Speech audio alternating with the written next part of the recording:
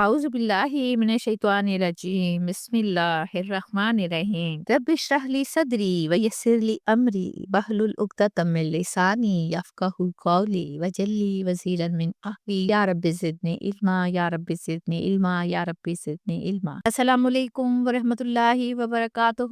کیسے ہیں؟ مجھے امید ہے آپ خیریت سے ہوں گے، انجوائے کر رہے ہوں گے، قرآن پاک کو پڑھ رہے ہوں گے، نمازیں ادا کر رہے ہوں گے۔ یہ فرائض ہیں بیٹا، اب اس کے بعد جو مرضی کریں کوئی نہیں کنسرن، لیکن پوزیٹیو کیجیے پلیز۔ جب آپ سمجھ رہے ہوں گے تو کتنا اچھا لگ رہا ہوگا، انشاءاللہ آپ میں سے ہدایت دین نکلیں گے۔ آئیں اپنے لیسن کو دیکھتے ہیں، پیچھے ہم نے کیا پڑھا۔ پچھلی آیات میں اعراب مومنین کا ذکر کیا گیا۔ اعراب پتہ ہے نا، دیہات میں رہنے والے تھے جو۔ اس کے بعد والسابقون الاولون کا ذکر فرمایا گیا، ان کے لیے اللہ سبحانہ وتعالیٰ نے جنتیں تیار کر رکھی ہیں، اللہ ان سے راضی اور وہ اللہ سے راضی ہوئے۔ اس کے بعد اہل مدینہ اور ارد گرد کے دیہاتی منافقین اور مدینہ کے منافقین کا ذکر فرمایا گیا۔ آج ہم پڑھیں گے آیت نمبر 102۔ وَآخَرُونَ اعْتَرَفُوا، اور کچھ دوسرے ہیں جنہوں نے اعتراف کیا، بِذُنُوبِہِم، اپنے گناہوں کا، خَلَطُوا عَمَلًا صَالِحًا، انہوں نے ملایا اچھا عمل، وَآخَرَ سِیئًا، اور دوسرا برا عمل، عَسَى اللّٰهُ، قریب ہے کہ اللہ تعالیٰ یتوب علیہم، توجہ مہربانی فرمائے گا ان پر، ان اللہ غفور الرحیم، بے شک اللہ بہت بخشنے والا اور نہایت مہربان ہے۔ اہل مدینہ میں اگر ایک طرف یہ منافقین دین ہیں جو اپنی شرارتوں اور جرموں کو پردہ نفاق میں چھپاتے اور ان پر سختی سے اڑے رہتے ہیں،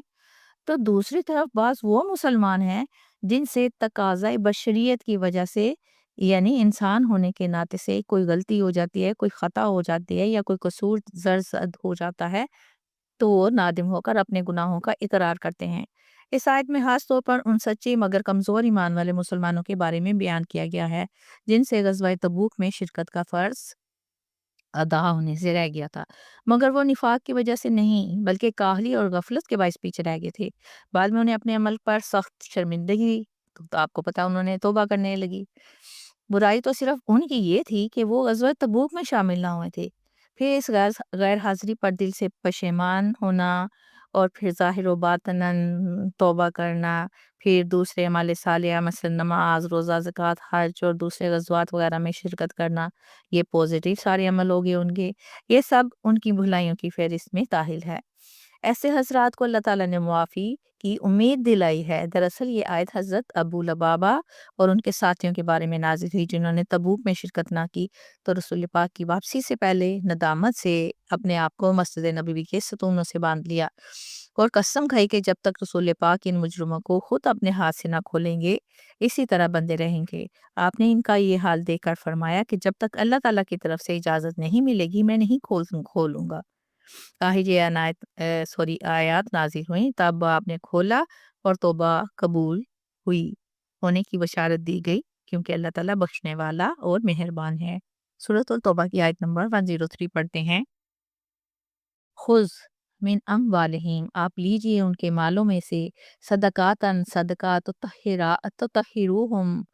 تاکہ آپ پاک کریں انہیں، وتزکیہم، اور تزکیہ کر دیجئے ان کا، بہا، اس کے ذریعے، کس کے ذریعے؟ مال کے ذریعے، وصلی علیہم، وہ دعا فرمائیں ان کے حق میں، انا صلاتک، بے شک آپ کی دعا، سکن لہم، باعث سکون بنے گی ان کے لیے، واللہ سمیع علیم، اللہ تعالیٰ سننے والے بھی ہیں اور سب کچھ جاننے والے بھی ہیں۔ یہ آیت حضرت ابو لبابہ اور ان کے ساتھیوں کے بارے میں نازل کی گئی۔ کہا جاتا ہے کہ جب اللہ تعالیٰ نے ان کی توبہ قبول کر لی تو تکمیل توبہ کے طور پر کچھ مال لے کر وہ لوگ حاضر ہوئے کہ اللہ تعالیٰ کی راہ میں تصدیق کریں۔ اس آیت میں صدقہ کا ترجمہ زکوٰۃ کے طور پر لیا گیا ہے، لیکن اگر لفظ صدقہ ہی کو عام سمجھ لیا جائے تو اس میں زکوٰۃ اور صدقات سبھی شامل ہو جاتے ہیں، کیونکہ اکثر روایات کے مطابق یہ آیت انہی لوگوں کے لیے نازل ہوئی ہے جو بعد معافی تکمیل توبہ کے طور پر صدقہ لے کر حاضر ہوئے تھے، تاکہ گناہ کا اثر جو ہے وہ زائل ہو جائے اور اموال میں برکت بڑھ جائے۔ زکوٰۃ کے لغوی معنی چونکہ بڑھنے کے ہیں، اور یہ ایک بڑا فائدہ صدقہ کرنے کا یہ تھا کہ صدقہ کرنے والوں کو رسول پاک صلی اللہ علیہ وآلہ وسلم بہت دعائیں دیتے تھے، جن سے دینے والے کا دل بڑھتا اور سکون حاصل کرتا تھا، بلکہ آپ کی دعا کی برکت دینے والے کی اولاد در اولاد تک پہنچتی تھی۔ جب حضرت لبابہ اور ان کے ساتھی نبی پاک صلی اللہ علیہ وسلم کے پاس آئے تو عرض کیا یا رسول اللہ، ہمارے گناہ کی معافی کے لیے آپ ہماری طرف سے صدقہ قبول کر لیں۔ تب اللہ تعالیٰ نے حکم دیا کہ ان کے مال سے صدقہ لیا جائے تاکہ وہ پاک ہو جائیں، ان کے دلوں میں تزکیہ یعنی پاکیزگی پیدا ہو، اور آپ ان کے لیے دعا کریں تاکہ انہیں روحانی سکون ملے۔ اس آیت میں اللہ سبحانہ تعالیٰ نے ہمیں یہ بتایا کہ جب بندہ اپنے گناہ پر نادم ہو کر اللہ کے حضور مال قربان کرتا ہے ندامت کے طور پر یا اپنے گناہوں کی رد کے طور پر، تو دراصل وہ اپنے دل کی نجاست کو دھو رہا ہوتا ہے، اور نبی صلی اللہ علیہ وسلم کی دعا اس کے ایمان کو ثبات اور ایمان اطمینان عطا کرتی ہے، اور نبی پاک صلی اللہ علیہ وسلم کی دعا تو اللہ کی رحمت کا پل ہے جو گناہگار اور رب کے درمیان جا جڑتا ہے۔ سورۃ توبہ کی آیت نمبر 104 اور 105 پڑھتے ہیں۔ علم یعلمو، کیا نہیں جانا انہوں نے کہ ان اللہ کے بے شک اللہ تعالیٰ ہوا یقبل التوبہ، وہی قبول کرتا ہے توبہ ان عبادہ ہی اپنے بندوں کی، ویاخذ الصدقات اور وہ لیتا ہے صدقات، وان اللہ اور یہ کہ بے شک اللہ ہو التواب الرحیم بہت ہی توبہ قبول کرنے والا ہے اور نہایت مہربان ہے۔